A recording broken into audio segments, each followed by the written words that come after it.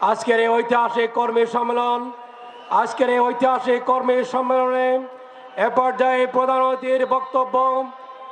অতিথির বক্তব্য রাখার জন্য আমি অনুরোধ করছি বাংলাদেশের জামাত ইসলামীর সংগ্রামী আমির, বিশ্ব ইসলামী আন্দোলনের অবিসংগঠিত নেতা, বাংলাদেশের অপমর জনতার প্রাণপ্রিয় নেতা, দলমত নির্বিশেষে বাংলাদেশের 18 কোটি জনগণের প্রাণপ্রিয় নেতা জননেতা জনাব ডক্টর শফিকুর রহমান বক্তব্য রাখছেন। আমির জামাত জনাব ডক্টর শফিকুর রহমান।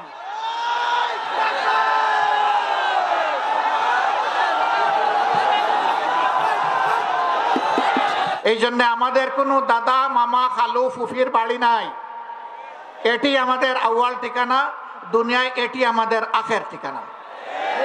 আমাদের উপর জুলুম করা হয়েছে, আমরা দেশ ছেড়ে কোথাও পালিয়ে যাইনি। দেশকে যারা ভালোবাসে তারা দেশ ছেড়ে পালিয়ে যেতে পারে না।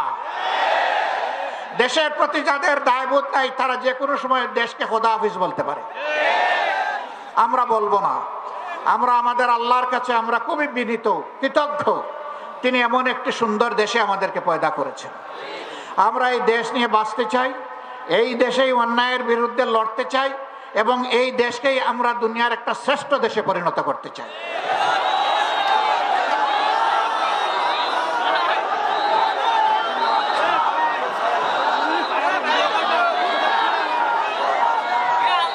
আসসালামু আলাইকুম ওয়া রাহমাতুল্লাহ। স্লোগানের ভিড়ে সালাম হারিয়ে গেছে, আবার সালাম দিচ্ছি। আসসালামু আলাইকুম ওয়া রাহমাতুল্লাহ। আলহামদুলিল্লাহ রাব্বিল আলামিন ওয়াসসালাতু ওয়াসসালামু আলা রাসূলিহিল কারীম ওয়া আলা আলিহি ওয়া সাহবিহি ওয়া আহলি বাইতি আজমাইন। বাংলাদেশ জামাত ইসলামী শহীদানের মার্কাজ ঐতিহ্যবাহী সাতক্ষীরা জেলা শাখা আয়োজিত আজকের এই কর্মী সম্মেলনের সম্মানিত সভাপতি, সম্মানিত জেলা আমির, উপস্থিত বিশেষ অতিথিবৃন্দ, বাংলাদেশ জামাতে ইসলামীর নির্বাহী পরিষদের অন্যতম সদস্য, সাতক্ষীরা মাটি ও মানুষের প্রিয়জন জনাব অধ্যক্ষ ইজ্জতুল্লাহ, অন্যতম সদস্য নির্বাহী পরিষদের জনাব মোবারক হুসাইন,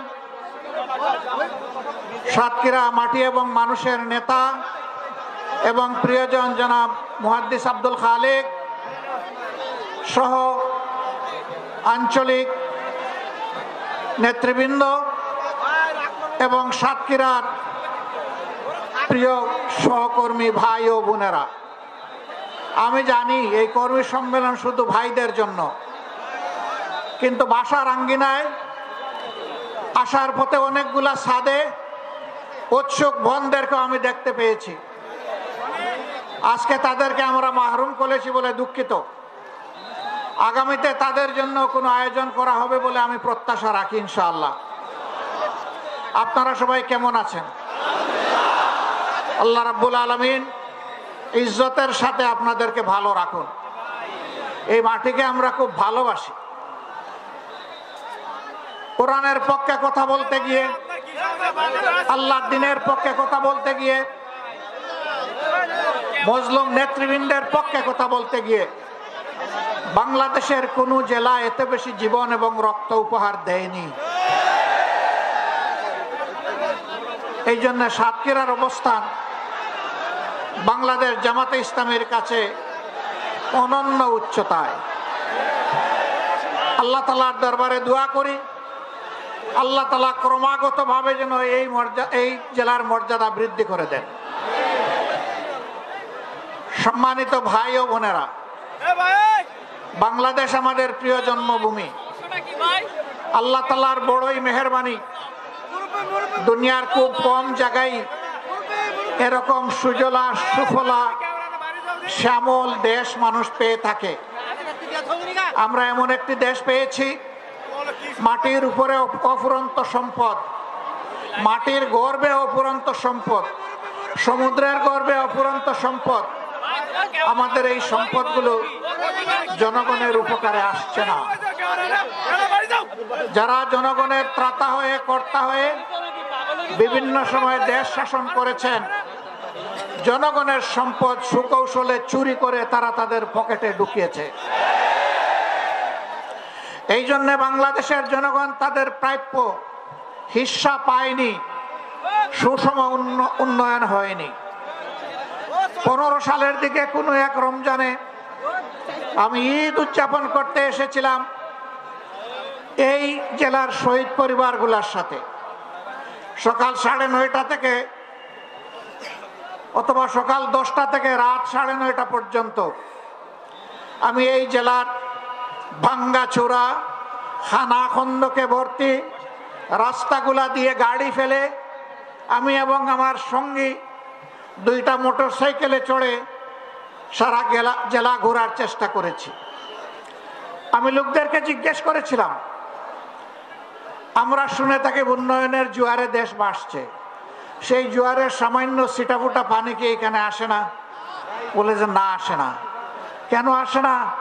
বলে বর্তমান শাসক গোষ্ঠী সাতক্ষীরাকে বাংলাদেশের অংশ মনে করে না। সাতক্ষীরার উপর তারা জুলুম করেছে, সাতক্ষীরার জনগণের অধিকার দেয়নি। মানুষ খুন করেছে, গুম করেছে, পঙ্গু বানিয়েছে, ইজ্জতের উপর হাত দিয়েছে, সম্পদ লুণ্ঠন করেছে এবং মানুষকে কার্যত তারা তাদের দাসে পরিণত করেছে। কম বেশি এই চিত্র ছিল বাংলাদেশের। সবচেয়ে খারাপ অবস্থা ছিল সাতক্ষীরার। আমরা মহান আল্লাহর দরবারে দোয়া করি, শুধু আল্লাহর দ্বীনের পক্ষ নেওয়ার কারণে যদি এই জেলার এই অবস্থা হয়, আল্লাহ তুমি দুনিয়া এবং আখিরাতে এই জেলার মর্যাদা তুমি বাড়াইয়া দাও। প্রিয় সহকর্মী বৃন্দ, বাংলাদেশ জামাতে ইসলামী আল্লাহ এবং জনগণের কাছে প্রতিশ্রুতিবদ্ধ যে এই জমিনে আমরা ইনসাফ কায়েম করতে চাই, আমরা দুর্নীতিমুক্ত একটি বাংলাদেশ গড়তে চাই, আমরা সুষম উন্নয়ন মানুষকে উপহার দিতে চাই। আমার জেলায় প্রধানমন্ত্রী আছে, তাই সব কিছু এই দিকে জোয়ারের পানিতে চলে আসবে, এই বাংলাদেশ আমরা দেখতে চাই না। আমরা এমন একটি বাংলাদেশ দেখতে চাই, কেউ চাইলেও তার অধিকার পাবে, না চাইলেও তার অধিকার পাবে। আমরা এমন একটি বাংলাদেশ দেখতে চাই যেই দেশে লক্ষ বেকার যুবকের মিছিল হবে না, বরঞ্চ আমাদের যুবকেরা আমাদের সম্পদে পরিণত হবে। তাদের হাতে মূল্যহীন এক টুকরা সার্টিফিকেট ধরিয়ে দেওয়া হবে না, বরঞ্চ শিক্ষা সমাপনীর সাথে সাথে তাদের হাতে কাজ তুলে দেওয়া হবে। এমন শিক্ষা চাই আর এমন শিক্ষিত জাতি চাই। তবে এই শিক্ষা অবশ্যই নৈতিক এবং দুনিয়াবি বা জাগতিক শিক্ষার সমন্বয় হতে হবে। মানুষ যাতে মানুষ হয়, শিক্ষা নিয়ে মানুষ যাতে ডাকাত না হয়, আমরা সেই শিক্ষাটি চাই। আমরা এমন একটি দেশ চাই, যে দেশে আমাদের মা বোনেরা নিঃসংকোচে যেমন ঘরে সুরক্ষিত থাকবেন, কর্মস্থলেও সুরক্ষা পাবেন, রাস্তাঘাটেও সুরক্ষা পাবেন। তাদের দিকে কোনো খারাপ লোক চোখ তুলে তাকানোর কসরত পাবে না। তারা ইজ্জতের সাথে, মর্যাদার সাথে, তাদের দক্ষতা দিয়ে দেশের উন্নয়নে তারাও ভূমিকা রাখবেন। নবী করিম সাল্লাল্লাহু আলাইহি ওয়াসাল্লাম মানব জীবনের সবচেয়ে ঝুঁকিপূর্ণ কাজেও মহিলাদেরকে শরীক করেছেন। সেই কাজটি হচ্ছে যুদ্ধ। যুদ্ধে মারা পুরুষের পাশে থেকে তারাও যুদ্ধ করেছেন। বিশেষ করে বদর যুদ্ধের কঠিন দিনে আমি প্রায় এই উদাহরণটা দিয়ে থাকি। যখন কাফেররা আল্লাহ রসুলের খুব কাছাকাছি চলে এসেছিল তাকে হত্যা করার জন্য, যখন পুরুষ যোদ্ধারা দিক বিদিক কিছুটা জ্ঞান হারিয়ে ফেলেছিলেন, তখন একজন মা চতুর্দিকে ঘুরে ঘুরে আল্লাহর রসুলকে বেষ্টনে দিয়ে রেখেছিলেন। যুদ্ধ যখন শেষ হয়েছে, তার শরীরে 37টা তীর ঝুলন্ত অবস্থায় ছিল, 70টা কঠিন আঘাত ছিল। রাসূল করিম সাল্লাল্লাহু আলাইহি ওয়াসাল্লাম বলেছেন, শত্রু যখন সামনের দিক থেকে এসেছে তখন শত্রুর তীর আর আমার মাঝখানে ছিল আল্লাহর এই বান্দি। যখন পিছন দিক থেকে এসেছে ছিল আল্লাহর বান্দি, ঘুরে ঘুরে আল্লাহ রসুলকে কিভাবে তিনি রক্ষা করবেন। ডাইনে এসেছে ডান দিকে, বামে এসেছে বাম দিকে। আমাদের সেই সর্বোচ্চ ইজ্জতের মর্যাদাবান মায়ের নাম ছিল হযরতে নুসাইবা রাদিয়াল্লাহু তাআলা আনহা। যদি যুদ্ধের এই কঠিন ময়দানে আল্লাহর রসুল তাদের জন্য কর্মক্ষেত্র সৃষ্টি করে দিয়ে থাকেন, আমরা কে তাদের হাত বন্ধ করা? আমাদের ব্যাপারে ইসলামের প্রতিপক্ষ শক্তিরা অপপ্রচার চালায়। জামাতে ইসলামী ক্ষমতায় গেলে মহিলাদেরকে ঘর থেকে বের হতে দিবে না, আর যদি দেও আস্তে করে এনে জোর করে একটা বুরকা পরাই দেবে। জোর করে পরানো লাগবে না। যে দেশে ইসলাম কায়েম হবে এদেশের মানুষেরা, মায়েরা আনন্দের সাথেই সেদিন তারা ইজ্জতের জন্য তাদের সম্মানের মর্যাদার পোশাক পরিধান করবেন ইনশাআল্লাহ। তারপরেও কোনো মা, কোনো বোন যদি এই পোশাকের বাইরে থাকেন, আমরা তাদেরকে কথা দিচ্ছি, নিশ্চয়তা দিচ্ছি, কারো উপর জোর খাটানো হবে না। কারণ এদেশে শুধু মুসলমানরা বসবাস করে না, অন্যান্য ধর্মের লোকেরাও বসবাস করে। তারা তো আমাদের ধর্ম যেহেতু গ্রহণ করেনি, তাদের জন্য ইসলামের প্রেসক্রাইব করা পর্দাও তাদের জন্য প্রযোজ্য নয়। তারা যদি ইসলামের সৌন্দর্যে অভিভূত হয়ে ইসলাম কবুল করে সেটা ভিন্ন কথা। তাদেরকে ইসলাম গ্রহণ করতেও কাউকেই বাধ্য করা হবে না। সম্মানিত সহকর্মী বৃন্দ, এই দেশে শুধু মুসলমানরা বসবাস করে না, হিন্দু, খ্রিস্টান, বৌদ্ধ ধর্মের লোকেরাও বসবাস করেন। আমরা এমন একটি দেশ চাই যে দেশে মসজিদও পাহারা দেওয়ার প্রয়োজন হবে না, মন্দির এবং মঠও পাহারা দেওয়ার দরকার হবে, গির্জাও পাহারা দেওয়া লাগবে না। সকল ধর্মের লোকেরা তাদের আপন আপন ধর্ম তাদের মতো করে শান্তিতে, নিরাপত্তার সাথে তারা পালন করবেন। আলহামদুলিল্লাহ, আমাদের দেশটি সাম্প্রদায়িক সম্প্রীতির একটি চমৎকার বাগান, কিন্তু আমাদের বাগানে মাঝে মাঝে হুতুম পেঁচা ঢুকে পড়ে। এই হুতুম পেঁচাদের ব্যাপারে আমাদেরকে সতর্ক থাকতে হবে। আমরা এই সম্প্রীতি নষ্ট করতে দেব না। আমরা এমন একটি বাংলাদেশ গঠন করতে চাই যেখানে মানুষকে তার শিক্ষা কিংবা কাজের ধরন দেখে মর্যাদা দেওয়া হবে না, বরঞ্চ প্রত্যেকটা মানুষকে আশরাফুল মখলুকাত হিসেবে মর্যাদা দেওয়া হবে। আমার দেশের একজন পরিচ্ছন্নতা কর্মী, তিনিও আমার ভিআইপি। তারা যদি 3 দিনের জন্য তাদের কাজ বন্ধ করে, আমরা কেউ ঘর থেকে বের হতে পারবো না। তাদের এই কাজ, কঠিন কাজ আমি করতে পারবো না। তারা কষ্ট করে এই কাজটা আমাদের করে দেন, আমি তাদেরকে স্যালিউট জানাই। সে আমার ভাই, সে আমার বোন, সে আমার এই সমাজকে চালু রেখেছে। যে ভাইটি আমার রিক্সা চালিয়ে জীবন নির্বাহ করে, ও রিক্সা না চালাইলে আমি আমার কর্মস্থলে যেতে পারবো না, আমি তাকে স্যালিউট জানাই। আমি দেখবো না তিনি রিক্সাওয়ালা, আমি এটাও দেখবো না তিনি একজন অতি সাধারণ কম শিক্ষিত মানুষ, আমি তাকে তার কাজের মর্যাদা দেব। এইভাবে সমস্ত মানুষ, মুটে মাঝি কুলি, যে যেখানে আমরা আছি, শ্রমিক, কৃষক, আপামর জনতা, বিভিন্ন পেশাজীবী, যার যার পেশায় তিনি মর্যাদা এবং দায়িত্ববোধের সাথে দায়িত্ব পালন করবেন ইনশাআল্লাহ। সেই সম্প্রীতির বাংলাদেশ যদি আমরা গঠন করতে পারি, তাহলে এই সম্প্রীতির বাংলাদেশকে রুকার সাহিত্য কারোই থাকবে না। এই জন্য আমরা চাই জাতীয় স্বার্থে দল এবং ধর্মের ঊর্ধ্বে উঠে আমরা থাকবো এক। সেই ইস্পাত কঠিন জাতীয় ঐক্য আমরা চাই, যেখানে উলামায়ে কেরাম মর্যাদা পাবেন, পেশাজীবীরা মর্যাদা পাবেন, সকল শ্রেণী পেশার মানুষ মর্যাদা পাবেন।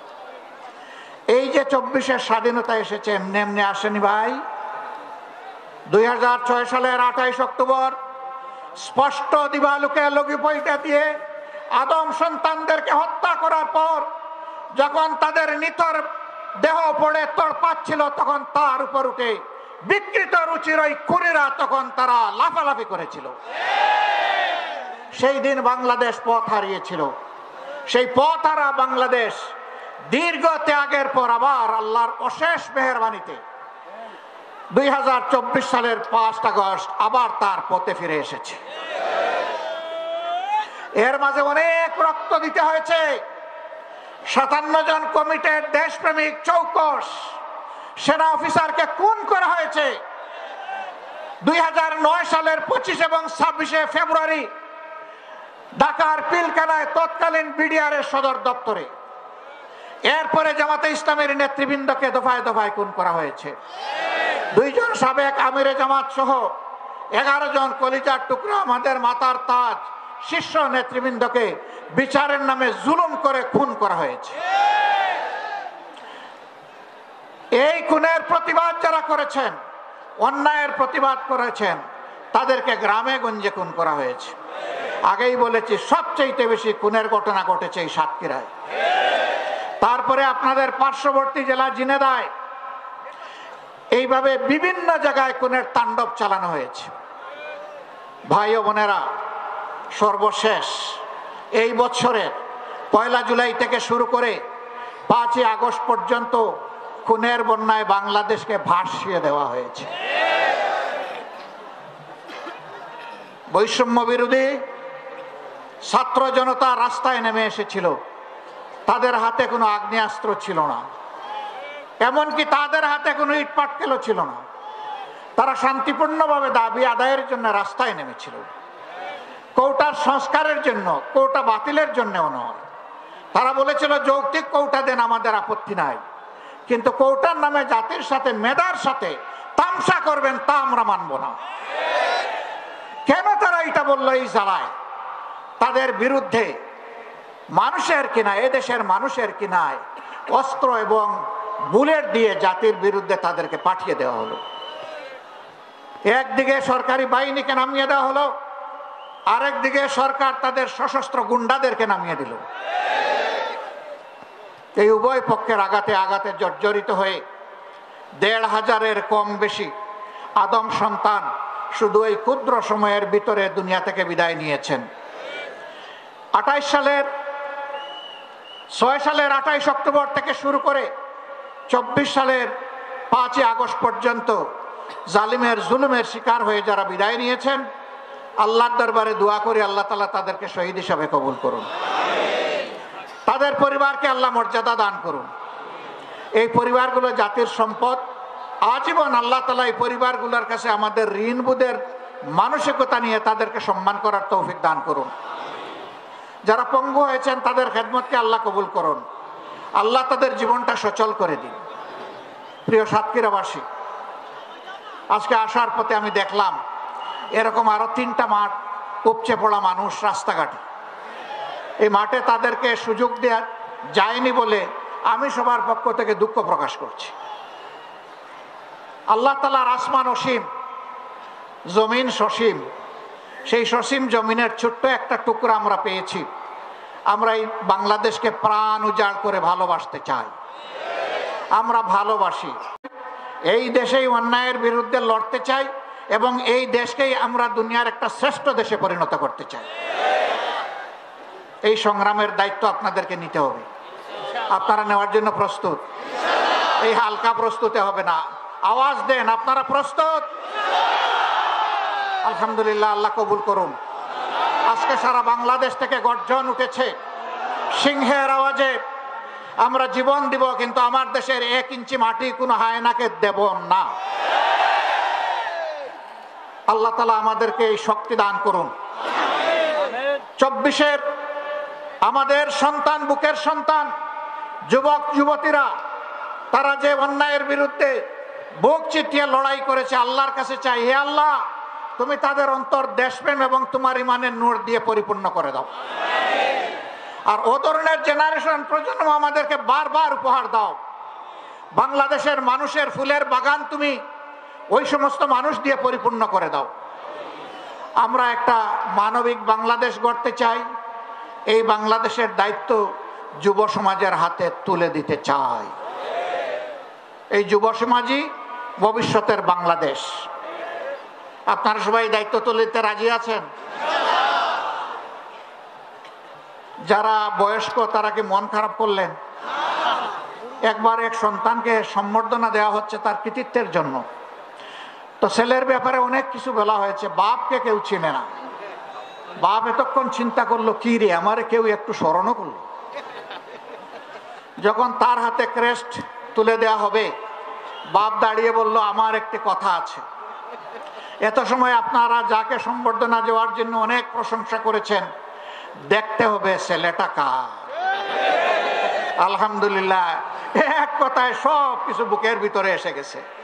বুকের ছেলে যেমন বুকে থাকে, বুকের ছেলের কৃতিত্ব তেমন বাবার বুকে চলে আসে। কাজেই আমরা আমাদের সন্তানদের নিয়ে গর্বিত। আলহামদুলিল্লাহ, এমন সন্তান আল্লাহ আমাদেরকে দান করেছেন বলে আমরা আল্লাহ শুকরিয়া আদায় করি। সেই বাংলাদেশে আমরা চাচ্ছি, আমরা ইনশাআল্লাহ আমাদের সন্তানদেরকে সঙ্গে নিয়ে বুকে ধারণ করে আগামীর দায়িত্ব তাদের হাতে তুলে দেব। এই বাংলাদেশ আমরা চাই। এই বাংলাদেশ আপনারাও চান?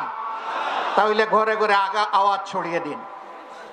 আমাদের কথা খুব সংক্ষিপ্ত, আগেও বলেছি, আল্লাহ যেহেতু এই দেশটা আমাদেরকে দিয়েছেন, আমরা এই দেশটাকে পৃথিবীর একটা শ্রেষ্ঠ দেশ বানাতে চাই ইনশাআল্লাহ। কিন্তু আমাদের আকাশে, আজকের মেঘের কথা বলছি না, কালো শকুন এখনো ঘোরাফেরা করতেছে। এই শকুনের দিকে তীর্যক দৃষ্টি রাখতে হবে। কোনো শকুনকে মাটিতে নামতে দেওয়া যাবে না। আপনারা টের পাচ্ছেন মাঝে মধ্যে ফুসফাস? হ্যাঁ, আমরা ধৈর্যের পরিচয় দিয়েছি, ওরা আমাদের ধৈর্যের সুড়সুড়ি দেয়, যেন আমাদের ধৈর্যের বাঁধ ভেঙে তাদের মতো কাণ্ডজ্ঞানহীন আমরা কিছু করে বসি। ওরা বলেছিল আওয়ামী সরকারের পতন হলে মাত্র 2 দিনে 5 লক্ষ মানুষ প্রতিপক্ষের লোকেরা খুন করে ফেলবে। এটা কি বাংলাদেশে হয়েছে? কেন হয় নাই? ওরা কাণ্ডজ্ঞানহীন অপদার্থ ছিল, কিন্তু জাতি অত্যন্ত কাণ্ডজ্ঞান সম্পন্ন। এই জাতি কাণ্ডজ্ঞানহীন নয়। ওরা দেশকে ভালোবাসে না বলে পালায়ে যায়। এই জাতি দেশকে ভালোবাসে বলেই ওগুলা করতে দেয়নি। অতএব আমাদের ধৈর্যের আর পরীক্ষা নিয়ে কোনো লাভ নাই। আল্লাহর পক্ষ থেকে এই জাতি ধৈর্যের পরীক্ষায় উত্তীর্ণ হয়ে গিয়েছে আলহামদুলিল্লাহ। এই ধৈর্য আমাদেরকে অব্যাহত রাখতে হবে। যে দিক থেকেই আমাদেরকে উস্কানি দেব, কারো পাতা ফাঁদে আমরা পা দিব না ইনশাআল্লাহ। ধৈর্যের সাথে সকল পরিস্থিতি আল্লাহর পর ভরসা করে আমরা মোকাবেলা করব। আজকে আপনাদের সামনে এই শহীদ ঈদগায় দাঁড়িয়ে 2টি কথা বলার সুযোগ যে মহান মাবুদ আমাকে দান করলেন, আমি সেই মহান মাবুদের দরবারে শুকরিয়া আদায় করছি। দেশে বিদেশে স্বৈরাচারের হাত থেকে দেশটাকে মুক্ত করার জন্য সমান তালে অনেকে লড়াই করেছেন। আমি আজকের এই জনসভা থেকে প্রবাসে অবস্থারত আমাদের বন্ধুদেরকে বিশেষভাবে আমি অভিনন্দন এবং মোবারকবাদ জানাচ্ছি। তারা লড়াই করতে গিয়ে দেশের ভিতরে তাদের আত্মীয় স্বজনকে নাজেহাল করা হয়েছে। সাংবাদিক কনক সরওয়ার নিউ ইয়র্কে বসে বাংলাদেশের মানুষের অধিকারের পক্ষে লড়াই করেছে। তার বোনটাকে ধরে নিয়ে কি রকম তার সাথে নিকৃষ্ট আচরণ করা হয়েছে এই জাতি তার সাক্ষী। প্রিয় ভাইরা, এদের মধ্যে কোনো মনুষ্যত্ববোধ ছিল না। আল্লাহর কোরআনের ভাষায় কালানাম, এরকম যারা আল্লাহ বলছেন এরা যেন পশু। আরেক ধাপ অগ্রসরে আল্লাহ বলছেন বালহুম আদল। পশুর তো আমি বিবেক দেই না, এই জন্য সে ভালো মন্দ বুঝে না। ওদেরকে বিবেক দেওয়ার পরে যারা এই কাজ করেছে এরা পশুর চেয়েও নিকৃষ্ট।